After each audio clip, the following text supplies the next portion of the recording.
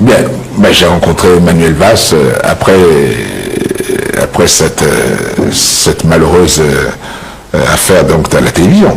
Je l'ai rencontré. Il s'est excusé? Nous nous sommes rencontrés, nous avons discuté. Les choses sont claires. Monsieur le Président, je voudrais revenir à la diplomatie africaine. 2011, le Gabon est membre non permanent du Conseil de sécurité. Vous ne vous étiez pas opposé à l'assassinat de Muammar Kadhafi? Mais attendez, l'assassinat de Muammar Kadhafi n'était pas que je sache quelque chose de prévu. C'est une conséquence des résolutions pour lesquelles vous n'aviez mis aucune réserve. Ce n'est pas une conséquence des résolutions. C'est une conséquence de sa politique. Ce n'est pas une conséquence des résolutions. Maintenant, avant que nous prenions cette résolution, vous êtes en train de me dire que vous me reprochez d'avoir pris une résolution pour empêcher quelqu'un, un dirigeant qui était en train de tirer sur son peuple? C'est ça que vous me reprochez? Est-ce que vous en êtes content des années après? De quoi? De sa disparition, de son assassinat. Moi, je ne peux pas me réjouir de la disparition de quelqu'un. Oui, mais dans le même temps, le résultat, il est catastrophique. Sur la question libérienne, est-ce que vous vous êtes pas un peu trompé, tous ceux qui ont pensé qu'il fallait dégommer Kadhafi, quand on voit le résultat aujourd'hui? Et deuxièmement, il est clairement établi, certains chefs d'État d'ailleurs le dénoncent, il s'agissait plus d'une manipulation que d'une véritable révolution en Libye. C'est facile, après coup, de venir parler. Maintenant, replongeons-nous dans le contexte. Il y avait une guerre civile, Kadhafi était en train de tirer sur son peuple. Combien de temps cette guerre civile? Non, mais la guerre civile, combien de temps cette guerre civile allait durer? C'est ce qui a été dit. Vous n'en savez rien.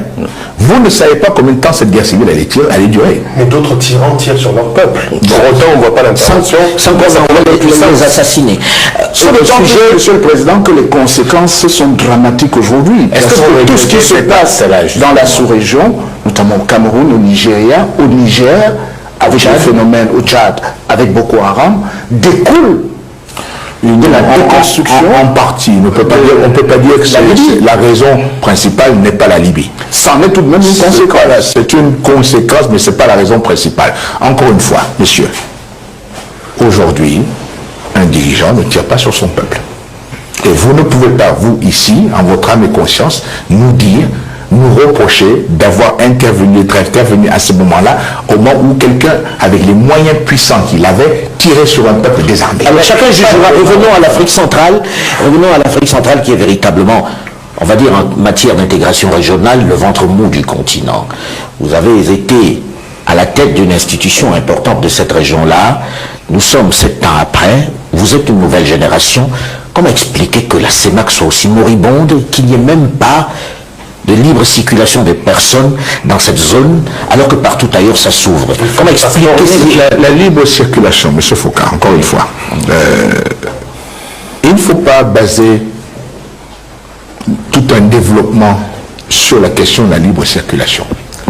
Comme je disais, la libre circulation est importante, mais il y a un certain nombre d'éléments précédant la chose. Une simple question, un simple fait.